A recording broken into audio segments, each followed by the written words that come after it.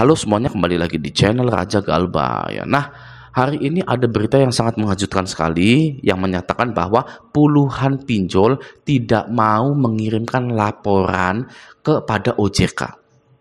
Gitu ya. Jadi para pinjol-pinjol ini sudah mulai membangkang kepada OJK. Ya, bayangkan ke nasabahnya aja begitu ya. Sekarang ke OJK yang sudah membangkang.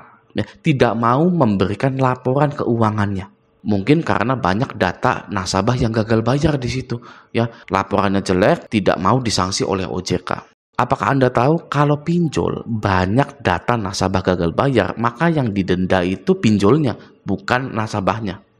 Ya silakan Anda cari beritanya dimanapun, pasti yang didenda pinjolnya. Oke, nah saya mendapatkan berita ini dari kontan.co.id. Nah, kita baca sebentar di sini ya. Langsung saja pada intinya yang ini. Secara rinci dari 100 PUJK tersebut, Friederika menyebut sanksi administratif atas keterlambatan pelaporan diberikan kepada 65 PUJK dan sanksi administratif atas tidak menyampaikan laporan diberikan kepada 35 PUJK. Bayangkan ya, tidak menyampaikan laporan sebanyak 35 pinjol. Gitu. Jadi 35 pinjol ini kenapa gitu loh. Ya apakah sudah mau bangkrut gitu kan? Apa lagi nyari-nyari investor biar datanya bagus lagi gitu kan? Karena ketika banyak data nasabah gagal bayar harus ditimpa pakai uang investor agar laporannya bagus. Gitu. Nah, ini nih ya mulai kiamat pinjol ini kayaknya di tahun 2025 ini ya. Yang biasanya pinjol ini menakut-nakuti masyarakat Indonesia, namun sekarang berbalik, pinjol yang takut memberikan laporannya kepada OJK. Nah, itu ya. Nah, ini mungkin awal tahun yang bagus untuk nasabah-nasabah pinjol yang sudah memakai pinjol atau yang sudah galbay di pinjol, bahwa pinjol-pinjol ini sepertinya sedang goyah industri fintech ini. Gitu ya. Nah, berbicara tentang penagihan, oke. Ya, saya mau bahas penagihan yang sangat-sangat menurut saya penting untuk Anda ketahui. Begini, nah ini saya zoom dulu sebentar. Mari kita baca. Jika Anda tidak bisa lakukan pembayaran malam ini, terpaksa kami akan gunakan data Anda untuk kami ajukan kembali di aplikasi pinjaman online ilegal, yang dimana dana pencairan tersebut akan kami gunakan untuk kami bayarkan tagihan Anda di aplikasi kami. Dan tentunya Anda akan dihubungi oleh pihak pinjaman ilegal tersebut. Jangan salahkan kami bersikap seperti ini, karena sikap Anda saja lebih buruk ditambah dengan perilaku dari tanggung jawab Anda. Bayangkan, galbay karena masalah rezeki disamakan dengan sabotase data-data Anda untuk pinjam ke pinjol yang ilegal. Nah, ini sudah bisa dipastikan bahwa pinjaman online ini pinjaman online yang legal. Ya, karena dia itu mengancam saya akan menyabotase data Anda untuk pinjam ke pinjol yang ilegal. Nah, jadi buat Anda yang dapat penagihan seperti ini, jangan takut karena ini adalah penagihan template. Ya, ini hanya sekedar broadcast ke semua orang-orang yang sudah macet. Ya, untuk apa tujuannya? Untuk mengetahui siapa saja yang masih ketakutan. Orang yang takut akan balas. Nah, itu.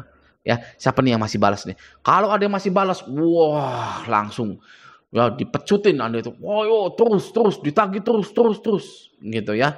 Makanya jangan pernah balas penagihan dari DC tersebut. Dan pinjaman online ilegal ini tidak akan mencairkan dana jika yang mengajukan itu bukan orang yang sesuai dengan KTP tersebut, bukan manusia yang sesuai di KTP tersebut. Ya, jangan salah, pinjaman online ilegal juga punya software, sebut saja software anti pemalsuan, anti ketidakotentikan. Ya, di mana Anda itu harus kedip-kedip, mangap-mangap gitu ya. Otentik tidak. Kalau tidak otentik, ya tidak bisa. Nah, jadi Anda harus siap.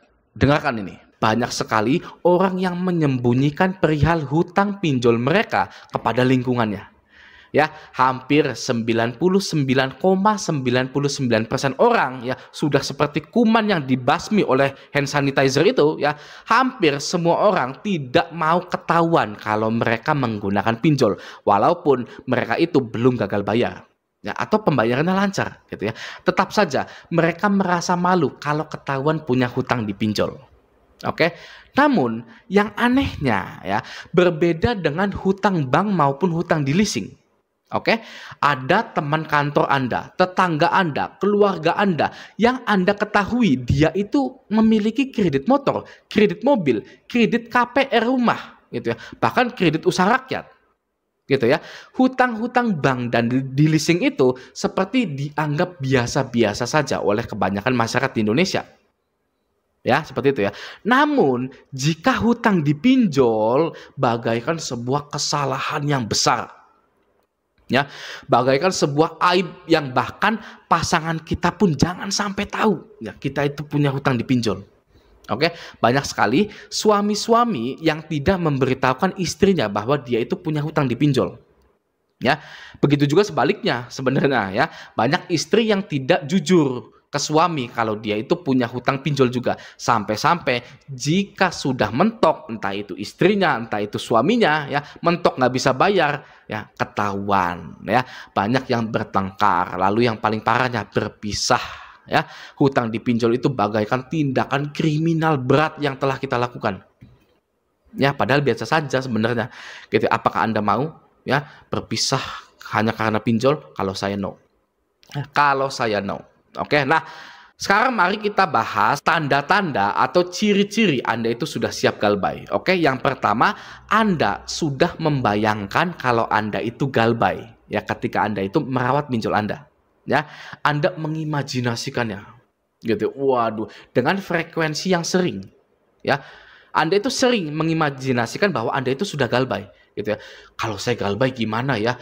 Waduh, nanti si kondar A ini bakal ditagih gitu ya. Nanti kalau keluarga tahu kaget enggak ya? Gimana nih cara menghadapinya gitu ya. Nah, imajinasi itu adalah bagian dari proses kecil Anda bahwa Anda itu sebenarnya sudah siap galbay. Ya, imajinasi itu adalah tumpukan-tumpukan realita di kehidupan Anda.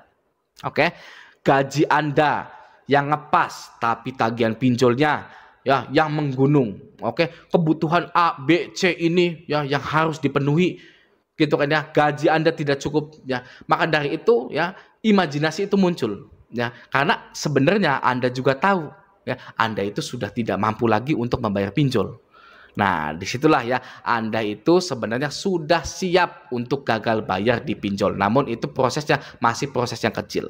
Oke, kita lanjut. Tanda atau ciri yang kedua. Oke, Anda mampu untuk membandingkan hutang dipinjol dengan hutang di bank maupun di leasing. Ya, Anda membandingkan bahwa pinjol itu tidak sebesar bank ataupun leasing. Ya, pinjol itu sangat lemah sekali di mindset Anda. Ya, sudah tahapnya itu sudah seperti itu. Ya, aduh, pinjol ini lemah loh, sangat ecek-ecek sekali ya dibandingkan dengan bank ataupun leasing. Oke ya, Anda mulai membuat kasta-kasta di industri badan pembiayaan. Oke, yang pertama bank, oke, keduanya leasing, ketiganya koperasi, yang keempat ini baru pinjol. Gitu. Anda membuat kasta-kasta aja, gitu ya. Anda juga membandingkan orang yang galbay miliaran di bank dengan Anda yang galbay hanya jutaan, ya, belasan juta, puluhan juta. Ya. Anda membandingkan hal tersebut. Gitu ya, wah si ini ya galbay miliaran gitu di bank gitu ya, rumahnya disita ya. Kalau saya gitu kan galbay jutaan ya dipinjol, kenapa harus takut gitu kan? Kenapa saya itu terus-terusan ya menyengsarakan diri saya gitu kan ya. Anda sudah mulai menyadari hal itu sehingga memunculkan pendapat it's okay, saya galbay dipinjol untuk menyelamatkan kehidupan saya. Ya, saya berjanji sehabis ini akan bekerja lebih giat lagi untuk membangun ekonomi di keluarga saya. Oke, itu yang kedua ya. Anda memberikan perbandingan. Oke, kita masuk yang ketiga. Ya, ciri yang ketiga Anda sudah siap galbay adalah Anda secara alamiah terpicu kemampuan bertahan hidup Anda. Ya, dengan wujud Anda ini memiliki cara dan solusi jika Anda akhirnya galbay.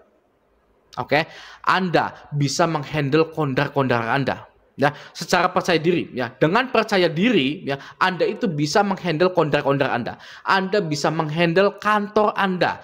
Anda bisa menghandle keluarga Anda. Ya, hutang dipinjol bukanlah suatu masalah besar dan juga Anda memiliki sikap yang cool ketika ditanya hutang pinjol Anda.